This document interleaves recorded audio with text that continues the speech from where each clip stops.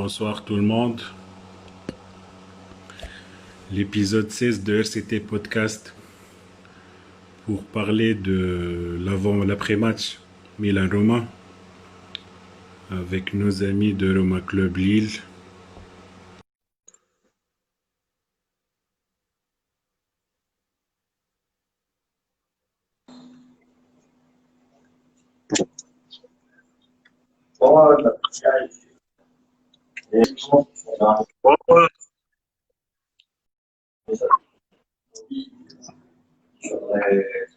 Bonsoir, Ça va? ça va et vous? Ça va. Malheureusement, la défaite. Ah, t'as vu ça? Oui. Ça va alors? Ouais, ça va, tranquillement. Hop, ça Très bien. s'installe. Alors, bienvenue. C'est l'épisode numéro 16 de RCT Podcast. C'est notre live. On fait des lives avec des ex-joueurs romanistas et des journalistes et les Roma Club. Donc, bienvenue. Alors, Merci. on commence par votre club, le début, la création et tout. Nous, on a un club qui s'est créé depuis 2013. On se réunissait un petit peu quelques années avant ça pour voir les matchs, tout ça. Puis on a décidé d'officialiser ça donc depuis 2013 en tant qu'association. Parfait. Ça commence Vous êtes avec la l'AIRC ou le TR? avec l'UTR. D'accord. Parfait.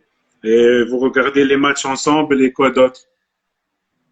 Oui, bah là on a une personne de chez nous à une pizzeria qui s'appelle Roma Pizzeria. On peut trouver sur Facebook. C'est Oui. le local de notre association. Tu peux voir un petit peu là on y est, tu peux voir un peu les maillots comme Oui, ça, tout. c'est parfait. C'est beau. Et ouais, c'est pas mal. C'est une chouette ambiance. Mais on se voit, Oui. allez, quasiment que pour les matchs de la Roma, donc dans notre commerce. Parfait. Parfait. Alors, c'est l'épisode pour l'après-match Milan-Roma. Donc maintenant, ça fait 2 matchs maintenant après le retour, après le Covid. Donc après la victoire contre Sampdoria, c'était la défaite aujourd'hui. D'abord, comment tu as vu Roma après le retour du Covid? 2 matchs Mais maintenant. ouais, écoute, je pense que la Roma est forcément, c'est comme si tu redémarrais un petit peu une saison, donc un petit peu à court de rythme. Je pense que le match contre la Sampdoria, ça allait encore, mais aujourd'hui, on a pu voir, je pense, une première mi-temps plus ou moins intéressante, et on a pu également remarquer qu'en deuxième mi-temps, c'était une autre Roma, où Oui, le match a été quand même beaucoup plus difficile. De manière générale, on peut dire que sur la première mi-temps, on était un petit peu mieux et Milan a été un peu mieux sur la deuxième. oui, Le score finit 2-0 pour le Milan, ce qui, je pense, pour moi, est un petit peu sévère. On aurait pu oui, mériter un petit peu mieux que ça, oui, mais qu'est-ce que tu veux? C'est comme ça, hein. oui, c'est ça. En fait, c'était une deuxième mi-temps catastrophique. J'ai vu les statistiques. La première mi-temps, c'était 4 tirs à 2 pour Rome. Mais au deuxième mi-temps, le total, c'était 12 pour 4.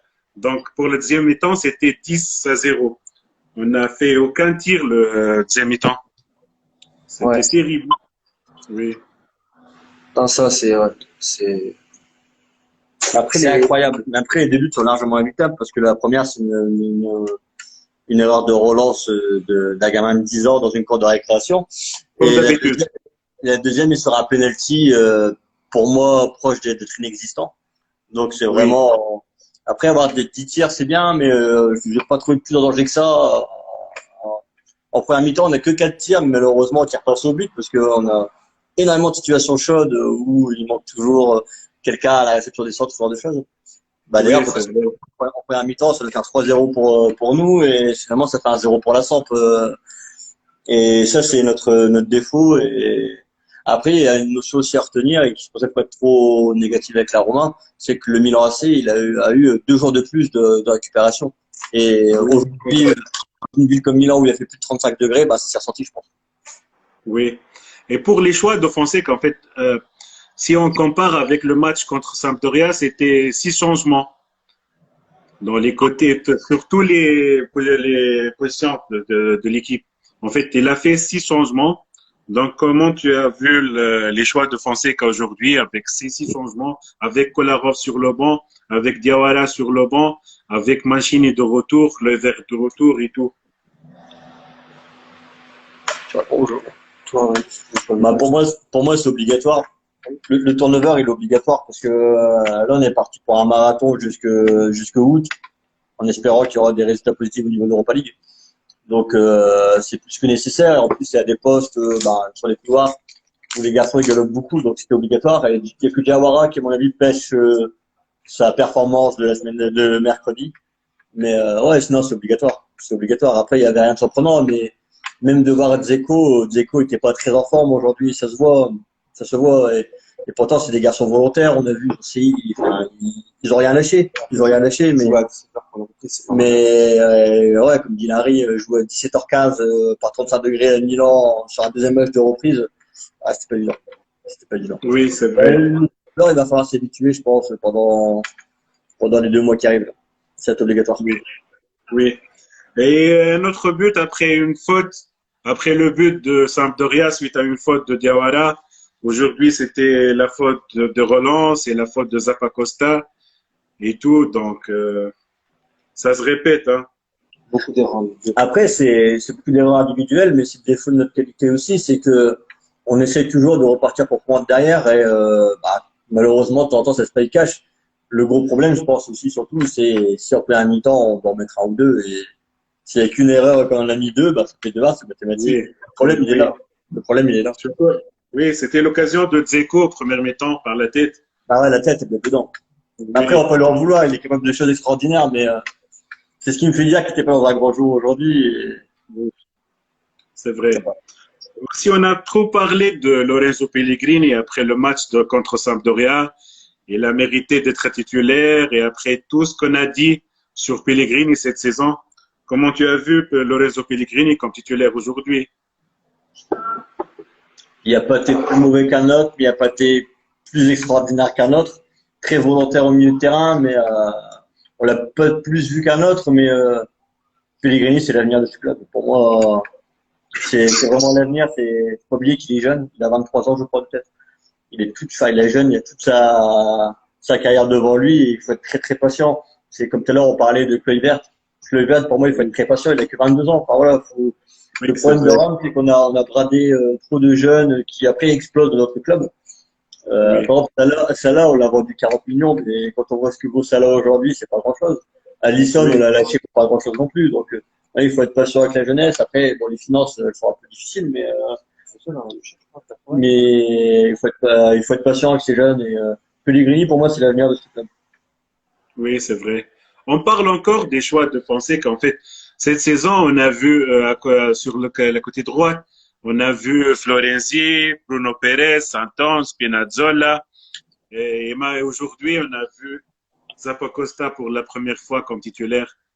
Donc, ça sera, c'était un grand problème ce flanc. Hein. Il y avait Santon aussi. Oui, Santon, oui.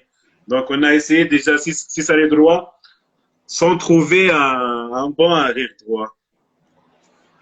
On n'a pas trouvé un bon arrière droit, on n'a pas trouvé une osmose de milieu de terrain. Pour moi, un remplaçant pour Dzeko, un bon ailier. Cette année, les seules satisfactions pour moi c'est Smalling, Mancini qui pour moi est assez solide. Et on va prendre Smalling parce que Manchester veut le récupérer.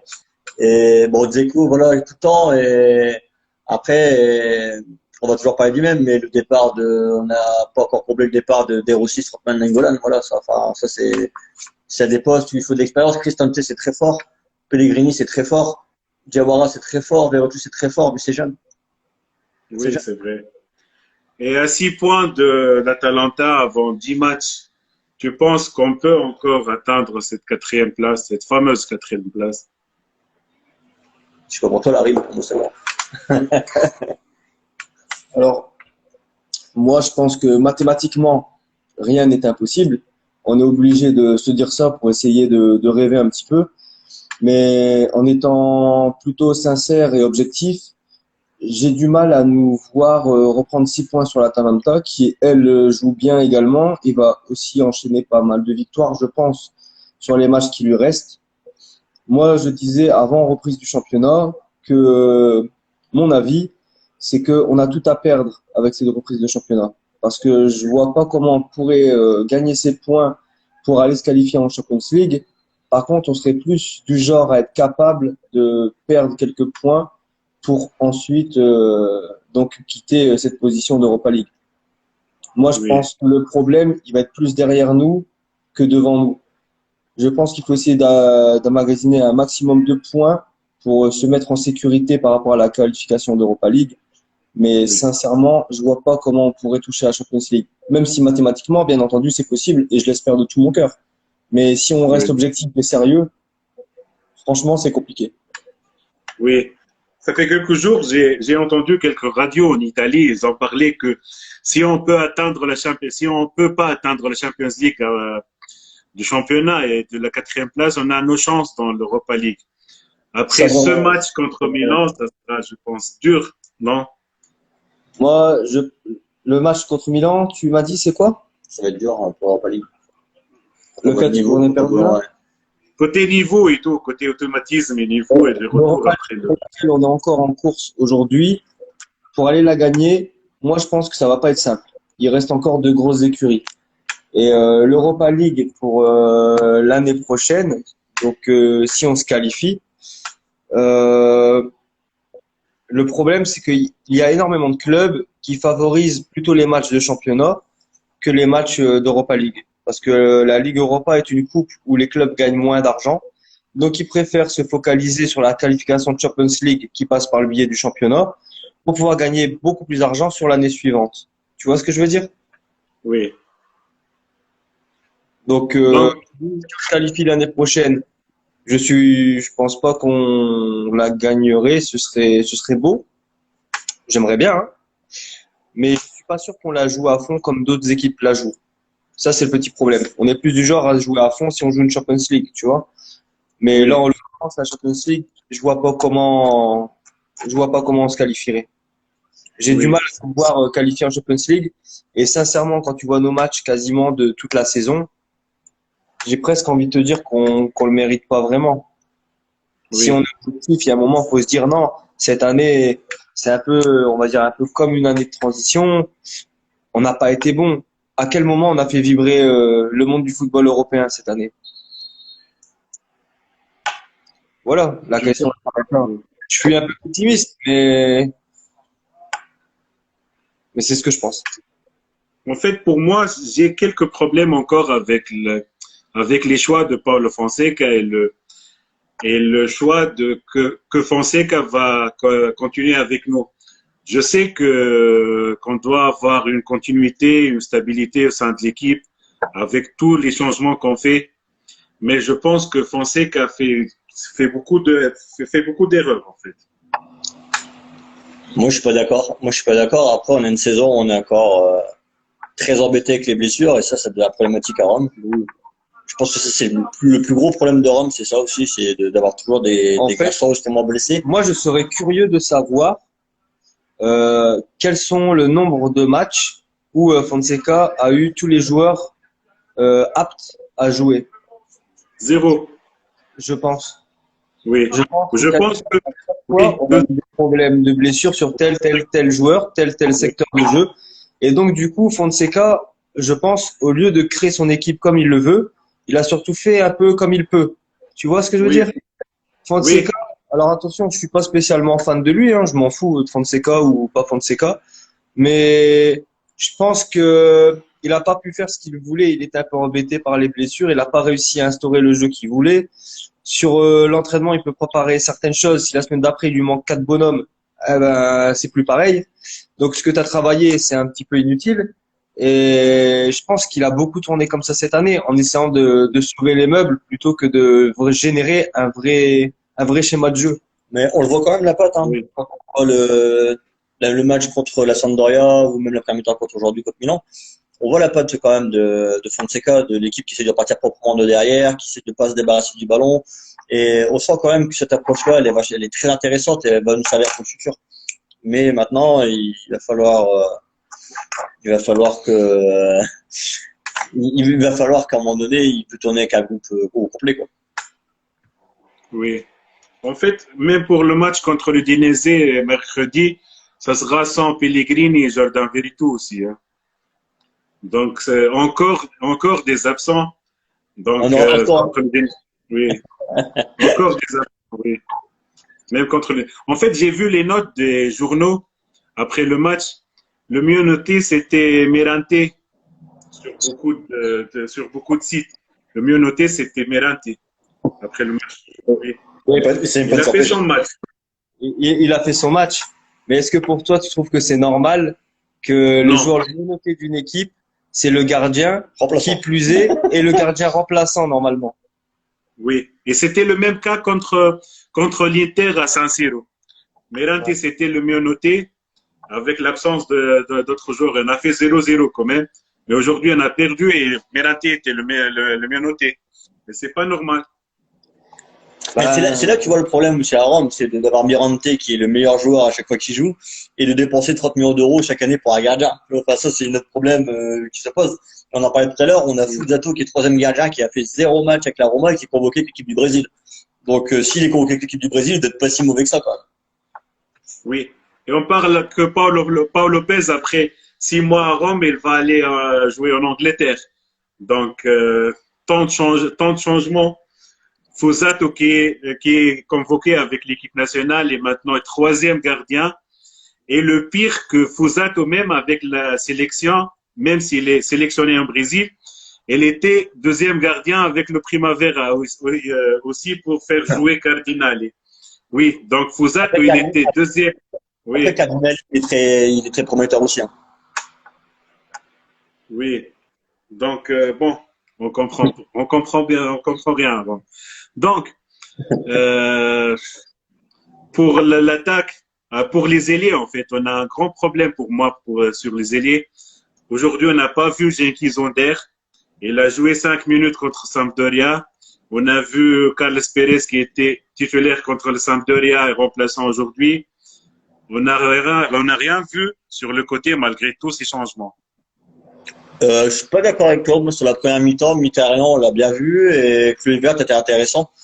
Après, c'est pareil. Là, c'est comme on l'a dit tout à l'heure, c'est des garçons c'est des postes où la préparation athlétique, à mon avis, a dû être très importante pour la reprise après le Covid. Et à mon avis, c'est des garçons qui manquent encore un peu de jus parce que sur une mi-temps, c'était super intéressant. Après, le problème, c'est ça percute. Mais moi, je trouve que le problème actuellement, c'est qu'on se projette pas assez vers l'avant. Il n'y a pas assez de monde dans la surface. Quand il y a un centre, il y a jamais. Tout à l'heure, on en parlait, il n'y a jamais un bleu. Aujourd'hui, on joue en bleu, il n'y avait jamais un bleu à la réception des centres. Milan, alors que Milan, lui, sur le premier but, on voit, ils sont à 6 joueurs dans cette phase de réparation, être déterminés à vouloir marquer. Voilà, c'est ce qui a fait la différence. Oui. Pour moi, aujourd'hui, ce match-là, il faut pas trop en tenir rigueur. Je pense que la préparation athlétique a beaucoup joué, le fait d'avoir 2 jours de repos, les fortes chaleurs, c'est plus la saison en général qu'il faudrait se poser les bonnes questions à la fin, mais pas que sur ce match-là, quoi. Et on manque beaucoup un remplaçant pour Dzeko. Un vrai remplaçant pour Dzeko. Bien entendu. Là, aujourd'hui, on a Dzeko. Le vice-attaquant, c'est Kalinic, qui, pour ma part, n'a pas sa place à Rome. Qu'est-ce que tu veux dire de plus? On joue avec un attaquant de pointe. On en a 2. Un Dzeko que j'apprécie, mais qui reste une personne plus ou moins vieillissante. On sait que dans les années à venir, on va devoir changer ça. Et celui qui est censé le remplacer,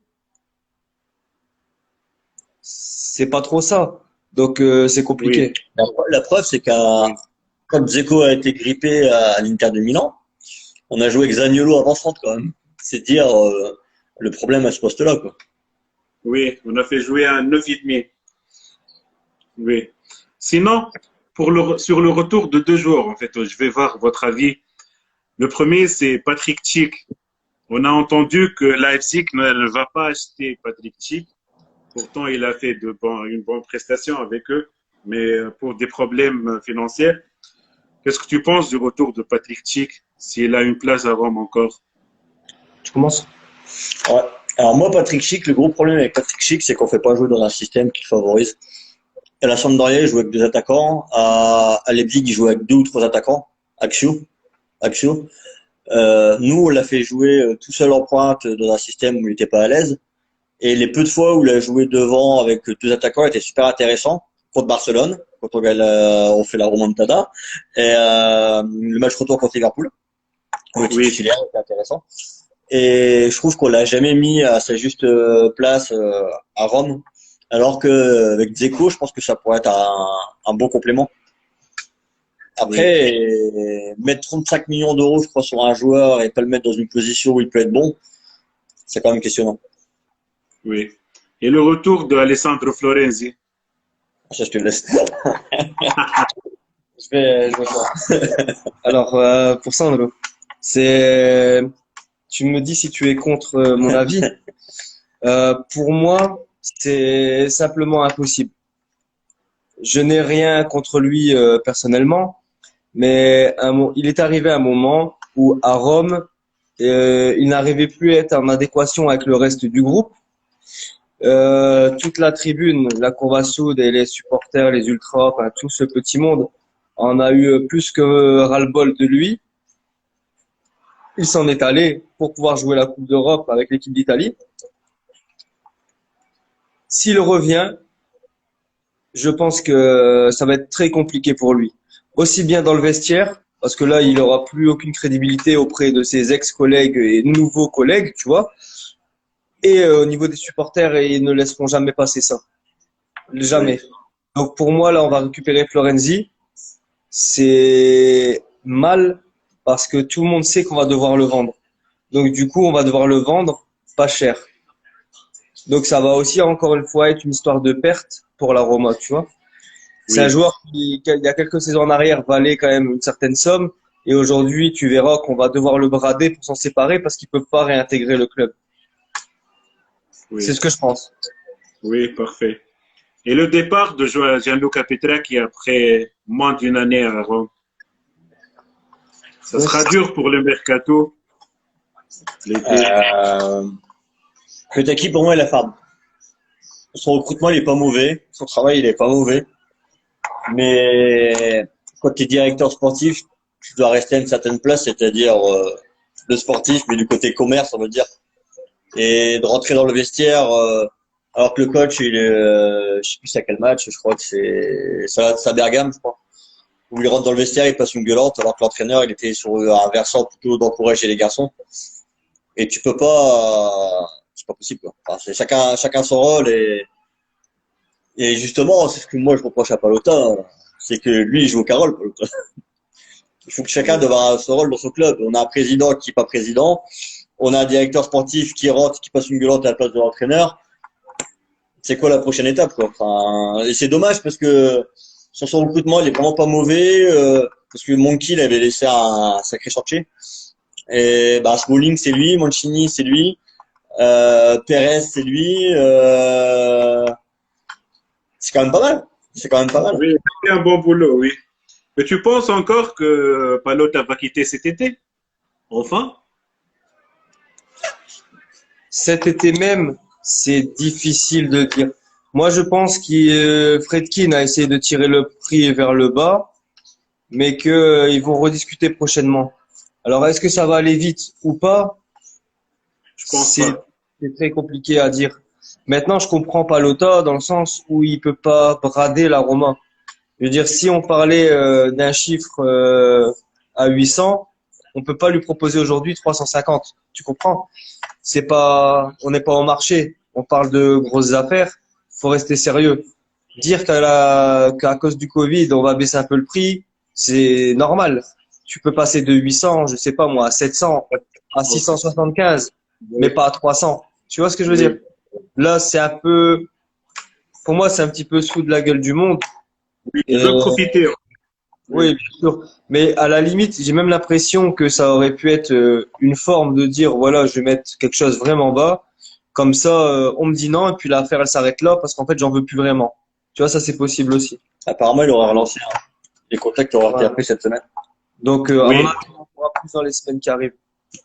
oui, on a entendu qu'il prépare une nouvelle offre pour le 30 juin. Le 30 juin, c'est après-demain. Je sais pas s'il va. C'est bien. Et le question, oui, Parce que maintenant, et parce que si on gagne l'Europa League, le prix va encore augmenter, hein. oui, oui. Et le question du stade, Bon. Moi, ça je pense fera que, un jour. non, je pense que ça se fera. Mais il faudra être très patient parce que Rome est une ville compliquée. Et comme on dit, Rome ne s'est pas faite en un jour. Ah, mais ce qui est fou à Rome, c'est qu'on a mis moins de temps à faire le Colisée qu'à faire le stade. Ouais. Je veux dire, combien de temps, je crois. Je sais Non. pas. Ils ont mis 20 ans à faire le Colisée, Ouais. peut-être, mais, on met peut-être pas de temps à faire le Colisée qu'à faire le stade. C'est fou. Non, non, je pense que ça se fera, mais pas maintenant. Moi, j'ai du mal à l'imaginer. Oui, Mais après, j'aime bien Euh, l'Olympico, alors ça me dérange pas. oui. En fait, j'ai fait quelques interviews avec d'autres clubs. Ils ont parlé beaucoup ils ont vous rencontré lors du match Lille-Rome, le match amical. Ouais. Ouais, C'était magnifique, non? on a vu Tous pas les mal de. clubs ont mentionné ça. Ils Ouais. ont parlé de Roma Club Lille. Et ils ont bien aimé? Oui, trop. Tous les clubs, en fait, ont mentionné ça, oui. Dans tous les interviews, ils ont parlé de Lille Roma et le Roma Club Lille. Bah, on est des mecs sympathiques. Oui. Et vous étiez à l'Olympico pour quelques matchs avant? Oui, bien sûr, on a fait. Je pourrais pas dire exactement les matchs ni le nombre de matchs, mais on en a déjà fait beaucoup. Là, sur les dernières années, on s'est plus concentré sur les matchs de Champions League ou d'Europa League à l'extérieur pour visiter des villes et des nouveaux stades. Mais sinon, je pense qu'à Rome, on y est allé. Enfin, on va le faire. Ouais, on y est allé combien de fois? Une trentaine, une vingtaine. Bon. Ouais, je pense qu'à Rome, on y est allé une vingtaine, une trentaine de fois. Oui. Et les meilleurs souvenirs avec Rome? Les meilleurs souvenirs, c'est ceux dont on se souvient pas. Non, allez, comme ça, sans rigoler. Le voyage à Porto, c'était sympa, même si à la fin on perd. Donc le match c'était moins bien, mais le voyage était vraiment agréable. Allez, moi, j'ai bien aimé Après, le match à Chelsea. le match à Chelsea, c'était sympa. Ah, Euh, c'est magnifique. ouais, ouais. À Liverpool, c'était pas trop mal aussi. Sans billet. On n'avait pas de billets pour le match en fait. On est allé à Liverpool, les bars, et c'était bien. Match après le match Ah, ici, le match de Barcelone, ah, j'étais pas. vous êtes pas là? Le match retour de Barcelone, on l'avait fait au local, on s'était pas déplacé. On était au local ici et ça a été la soirée la plus folle ici quoi. Là, c'est les matchs. Parfait. Ah, Après, on a vécu, après t'as le derby aussi. moi, le derby, le 2-2, ouais, c'est ça. Le Le derby 2-2 aussi, avec on a Rudy fait Garcia, 2-2, c'était pas mal. c'est fantastique. Je me souviens d'un match aussi, Rome-Bayern Munich, où on perd 2-0 à la mi-temps et on gagne 3-2 à la fin du match. Ouais, oui. Sur un centre de Punez et un but de Luca Toni, je pense, si ma mémoire est bonne. Et ce match-là, il était dingue, parce que quand tu perds 2-0 à la mi-temps contre le Bayern, normalement, hein, c'est fini. Et là, Oui, revenir à 3-2, c'était exceptionnel. parfait. Les dernières questions, en fait. Je vois là le maillot de Rajana Angolan. Donc, pour le retour de Rajana Angolan, tu penses qu'elle va rentrer à Rome? Écoute, que ça se fasse, sincèrement, je pense que c'est compliqué, plus du point de vue de la société. Maintenant, je pense que la majorité des supporters seraient pour. Moi, le premier, j'aimerais vraiment bien, car c'est un de mes joueurs préférés. Quand il était à Rome, il était un petit peu romain, tu sais, il a toujours donné corps et âme pour l'équipe. Et ça a l'air d'être une chouette personne. Je pense que ce serait super qu'il revienne. Et on aurait, je pense, un vrai patron dans le vestiaire et sur le terrain, chose qu'on manque aujourd'hui. Et je pense qu'avec un joueur qui dirige un peu tous les jeunes qu'on a ici au sein de l'effectif, ça peut vraiment être un énorme plus et qui se verrait sur le jeu déployé. Parfait. On termine par Totti et De Rossi. Francesco Totti, le départ de Francesco Totti, Roma après Francesco Totti.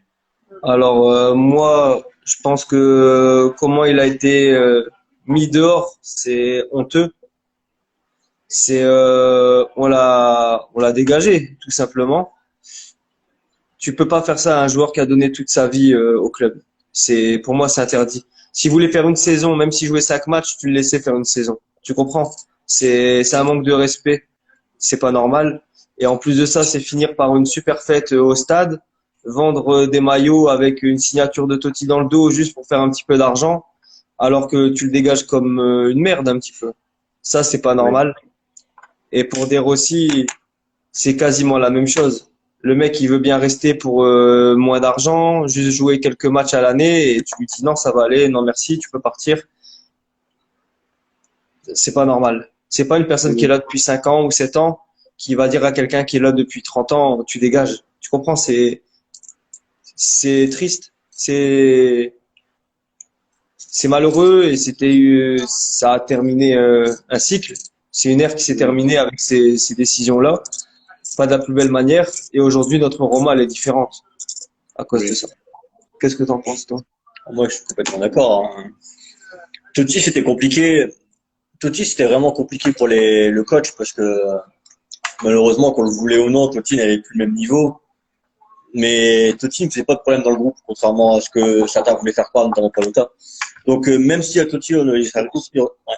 Il avait plus le même niveau, c'est clair. Il jouait un petit peu en marchant, c'est vrai. Et si tu remarques sur ses 3, 4 ou 5 derniers matchs, quasiment à chaque fois qu'il rentrait, il marquait et était décisif. Évidemment. Oui. C'est évident. Eh ben, je m'en fous quand même. Mais Oui. je pense que Totti, avec tout le respect qu'on aurait dû, enfin, avec tout ce qu'il a fait pour le club, Totti aurait pu être là et vraiment apporter sur des bouts de match, ce genre de choses. Et même s'il jouait pas, il n'aurait pas posé de soucis, Totti. On aurait au moins dû lui poser la question. Là, ça s'est fait quand il a annoncé la fin de sa carrière. C'est même pas lui qui a annoncé. C'est le directeur sportif qui arrive dans le jour d'une sortie commerciale. Il dit, au fait, on vous annonce que c'est un image de Totti, ça sera contre le Genoa. Ça, c'est pas normal. Et pour Oui. De Rossi, tout à l'heure, on en parlait avec Larry, justement.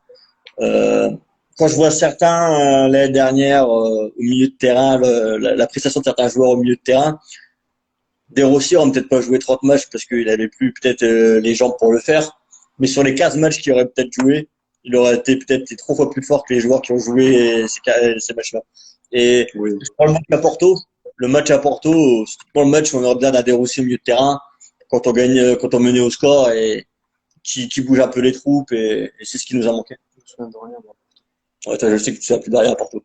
Et le meilleur rôle pour Totti pour le futur, on a vu comme ambassadeur, supposons, il y en a, il parle de scouting ou ambassadeur, directeur sportif, futur président peut-être. Qu'est-ce que tu penses? Le Futur meilleur président, rôle pour Totti. futur président, j'y crois pas. C'est trop compliqué. Être plus sous une forme de directeur sportif, ça pourrait être intéressant. Ou alors travailler un petit peu comme Pavel Nedved fait à la Juve, tu sais. Oui, C'est pas réellement, je trouve, directeur sportif, mais il est à côté, c'est un ensemble. En fait, il faudrait un poste pour lui où il est quand même important, où il est son mot à dire et qu'on l'écoute, chose qu'il n'y a pas eu quand il était dans les bureaux à Rome dernièrement. Et aussi un rôle où on va pas le mettre à la porte, tu sais. Totti, il doit être à Rome et rester à Rome. Donc oui, pas un poste. Il pourrait pas être entraîneur parce que tu sais qu'entraîneur c'est un cycle. Au bout de 2 ans, 3 ans, 5 ans, c'est déjà énorme. Tu bouges. Il faudrait un rôle où il serait toujours dans les murs et il reste là, tu vois. Ou alors, si tu oui, vraiment pour le mettre sur le terrain, Totti, je pense qu'il serait vachement intéressant, sorte de formation auprès des gamins sur des spécifiques attaquants ou ce genre de choses. Et puis Totti, il a un aura que les gamins, on a fait signer un petit Belge qui était un phénomène et le premier truc qu'on a fait pour signer un petit Belge, c'est qu'on l'a fait faire des jongles avec Totti, quoi. Donc, ce que Totti, ça attire encore, quoi. Et donc, je pense, ouais, peut-être aux sortes de formation avec un Alberto De Rossi, pas de Daniele, qui doit bientôt arrêter, mais justement, ça peut être le moment aussi de bien former ces garçons-là. De Daniele, je sais qu'il veut aussi entraîner. Donc, et du coup, ce serait bien que tant qu'Alberto soit encore là, qu'il forme ces garçons-là. Après, je sais que Totti, il a aussi ouvert son agence de. Ah, il est devenu agent. scouting. ni agent. Scouting. Il pouvait nous ramener les meilleurs Italiens à la Roma, ce serait déjà le meilleur travail. Oui, Parce que je sais notamment, il parle beaucoup avec Chiesa et tout ça. S'il nous ramènerait Chiesa à Rome, ça nous ferait du bien. oui, c'est Bon, vrai. c'est le rêve, hein, Chiesa, il faut faire. Oui. Alors, pour terminer, vous étiez en Tunisie avant, Je ne suis jamais venu en Tunisie. Moi non mais plus. c'est intéressant. C'est très Désolé. intéressant. Mais écoute, si un jour on vient, promis, on vous contacte. Oui, Et, vous avez une invitation de ma part et de la c'est part ça. de notre club. Et je voulais savoir, et vous êtes où en Tunisie exactement, vous? À Tunis, capitale. D'accord. Oui. Vous avez aussi, à Tunis, c'est quoi? Il n'y a pas l'Espérance de Tunis. L'Espérance et le club africain. Les deux clubs de la capitale. Ouais, ça. Et vous suivez un petit peu le football africain, du coup. Oui. Avec la Roma, vous supportez peut-être une équipe de chez vous? Oui. En fait, je supporte un club en Tunisie. Un club en Tunisie, c'est le club africain. Ça fait quelques années maintenant, depuis que j'ai 6 ans. Mais après, j'ai consacré tout mon temps pour la Rome. En fait, j'étais pour le derby, le dernier derby en A1. J'étais à l'Olympico et j'ai visité Rome que 5 fois maintenant. J'étais présent dans quelques matchs. D'accord. Mais si un jour je viens en Tunisie, on ira voir un match alors. Oui, bien sûr, bien sûr. C'est intéressant, ce sera très intéressant. Certainement, c'est sûr. Vous êtes la bienvenue. Avec... Alors, merci beaucoup. Et Bah, c'était très intéressant. merci à vous de nous avoir invités. C'est toujours sympa d'avoir des échanges et Merci beaucoup. c'est toujours agréable d'être convié à discuter avec d'autres personnes, avec d'autres supporters. C'est Merci toujours beaucoup. intéressant de partager certaines opinions et de Oui. voir comment d'autres personnes peuvent penser de la même manière ou même autrement. C'est Exactement, oui. c'est sympa. Très bien, très bien. Merci beaucoup. Et forza Roma. Merci à vous. Merci Sempre. beaucoup. Allez, bonsoir. Ciao, bonne soirée à tous. Ciao. Ciao.